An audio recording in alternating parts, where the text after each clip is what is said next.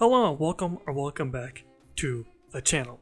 So 4-stars are a pretty big point of contention right now with the real just lack of them, I'll be honest. But at the same time, like, a lot of the 4-stars that we do have in the game right now kind of suck. Like, not all of them. There are some good ones like, Pella and Tingyun, but a lot of them are just really outdated, especially a lot of the like 1.x ones. So I wanted to look at some of the worst ones and see what could be maybe be done to make them better. Now, a couple of things before I actually get into it. One, March and Dan won't be in this video because I already talked about them in another video. There are plenty of 4-stars who you could call like the worst. These are just the ones that I felt were in a pretty bad spot. Also, I am not going to be talking about the eidolons of any of the characters because I think that a character shouldn't need them to be good, and also I just don't think that when Hoyo does buffs that they would ever change the eidolons.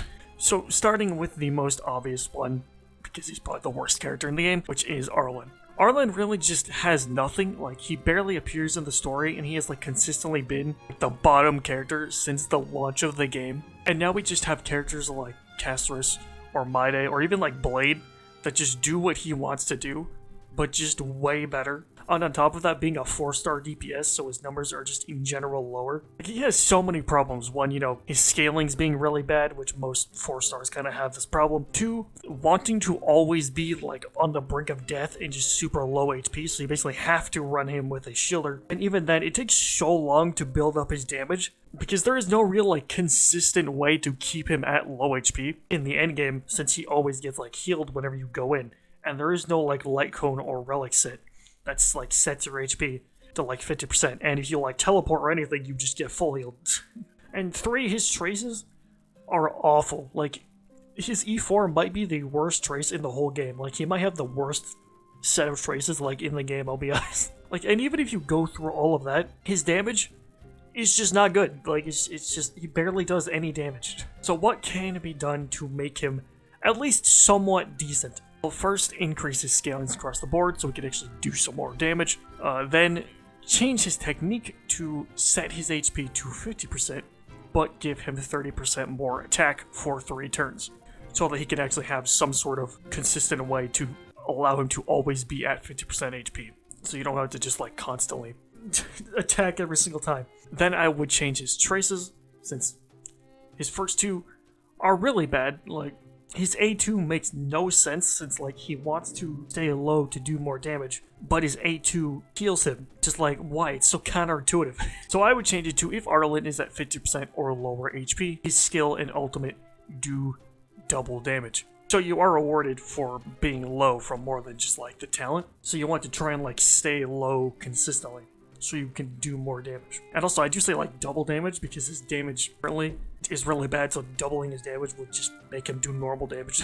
And then his A4 is just awful because it's not even like just resisting debuffs, which I could see being like okay. It's specifically dots, which not that many enemies have, and it's also just, it's just so bad. So I would change it to Arlan gains attack based off of his max HP. So it would kind of like solve the problem of like him wanting HP so he doesn't die, also wanting attack so that he can do more damage, since his skill and ultimate scale off of his attack. So like the more HP he gets, the tankier he will be, but also the more damage he will do. I don't know what the exact ratio would be. Maybe like 2% of its max HP gives you like 1% more attack. I don't know the exact numbers, but it would at least make him be able to do more damage than he is now.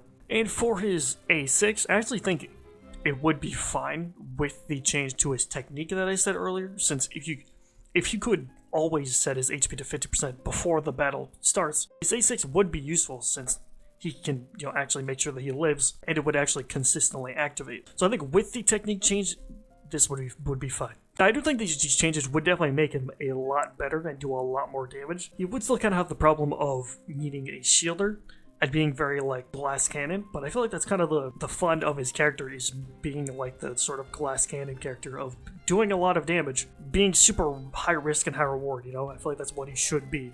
So like, he should do a lot of damage, but if you do one wrong thing, you just die. And would at least make him maybe not the worst character in the game anymore. But moving on to someone whose kit is just like really outdated at this point is Natasha. Natasha is really, I think, just a victim of being the first healer that you get. So she is just like really basic. Like, she just heals, and that's kind of it. which is just not good enough for a sustain anymore, since basically every sustain that we've gotten since launch does something besides just heal. I mean, Hyacinth is probably like the epitome of this, but she also has this like weird regen thing going on, which like can be useful, but it's hard to get value out of with how fast a lot of the enemies are, and it only gives regen on her skill. So what I would do is first make her traces part of her base kit, since they are all really basic and don't even really feel like traces. They just feel like a waste, honestly. And like Arlan, I would increase her scalings. That's going to be a thing for basically all of these characters. Then I would allow her ult to give regen like her skill, so that everyone on the team can get it and not just one person. Then I would also change her talent to trigger at 50% HP instead of just 30%, since 30% feels like way too low. Then I would make her A1B. Allies with regen take 50% less damage, so you have some more like survivability and time to heal, and also so that the regen might actually be able to do something. Then change her A4 to any healing over max HP is converted into regen. I do think that this would be interesting if this worked with like any ally healing and not just Natasha's healing, but that might be a bit too good if it worked like that, since you could just be at full health basically all of the time. So I'll say it only works with Natasha's healing, but you could do it either way. I do think this would be interesting, since you would actually be able to get full value out of her healing. Then I would change her A6 to when an ally is healed, Natasha gains 5 energy, so it's just easier to get her ult, so you can have some sort of more emergency healing and regen more consistently. Now, I didn't realize this until after writing this part, that some of these are already eidolons for her, like the ult change, which honestly just makes it even worse, because it feels like these should just be a part of her base kit, but they're locked behind eidolons, and it's like, she could have some like way better eidolons if these were just in her kit already. Now, there are definitely like more changes you could do, but I don't want to stray too far from her identity as just being like the main like healer character. So I could also see maybe you leaning more to like the damage side of her with her like E6. I just didn't really want to do that, since Gallagher already kind of fulfills that role as like a 4-star abundance damage support, you know? But you could also do something like maybe like the regen also makes your characters do more damage instead of taking less damage, but this is what I felt would be the most like interesting with what her kit already is. Now, for the last character in this video is someone who I feel has basically just been like completely forgotten in terms of gameplay at least, and that is Hulk. Hulk, I think of all the characters in this video, does have the most potential, but is really held back by a couple of things.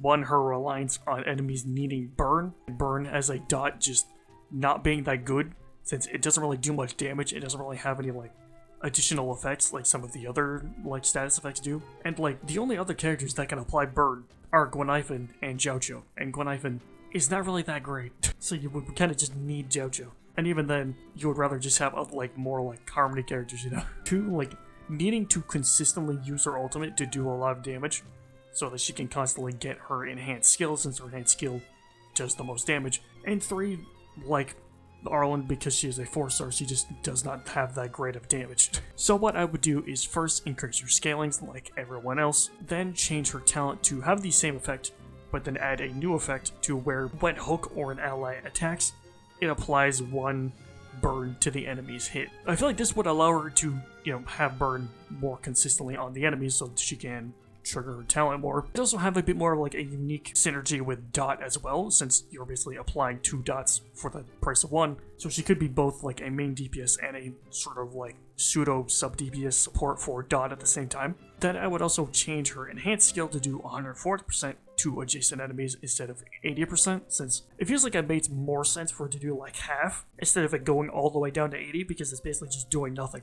Then I would change her A2, since a 5% heal is not really that much, and it's not like she uses her health as a resource or anything like a lot of other destruction characters. So I would change it to when her talent is triggered, she gains 5% attack, stacking 10 times. So the more burn that is applied to the enemy, the more her damage would ramp up. Then for her A4, like, it can be useful sometimes, but also it just doesn't really help her do her job at all, and you would rather just do more damage. So I would change it to when hitting an enemy with burn, Hulk does 10% more damage for each stack of burn on the enemy, up to 30%. So if the enemy has 3 stacks of burn, she would do 30% more damage. And since enemies would have burn more consistently, she would do way more damage. I think these would at least make her like a decent option against like fire weak enemies, and have a couple of like different options of how to play her. either like, you know, have her be more like a burn driver, like sub DPS for dot, or go like full like main DPS. Now, do I think that these changes would make these characters like S tier? Like, no, but I do think this would definitely make them a lot more usable than they are now. Now, are there definitely more characters that I could have talked about in this video? Yeah, definitely. Someone like Sushang comes to mind as another one who is just not that great. So maybe like let me know if you want to see more of like me buffing 4 stars, and let me know in the comments what you guys would do to like sort of buff some other characters maybe in general, and kind of, you know, what you guys think some future buffs could potentially be after we get the buffs in 3.4. Like, subscribe, and I will see you in the next one.